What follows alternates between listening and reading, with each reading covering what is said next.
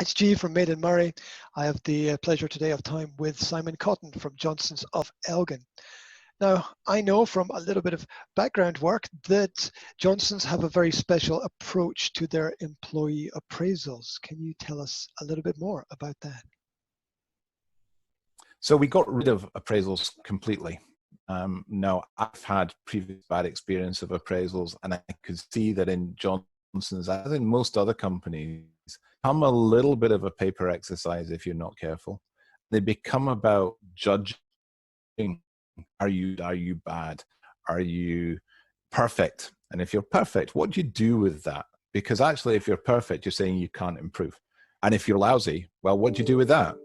So the idea that you're judging somebody on this point of time wasn't for us particularly useful. So we swept the concept round. We wanted to talk employee, so we create personal development reviews. And in the personal development review, we just talk about what have you changed over the last year and what do you want to change over the next year. So we concentrate on the journey rather than the location, because that's the bit we want to get to. How do you get better? And it doesn't matter if you're terrible or fantastic, you can still have a good, positive discussion around how you get better.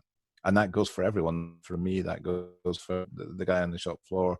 That goes for every single person in the organization. So the process is the same for everyone.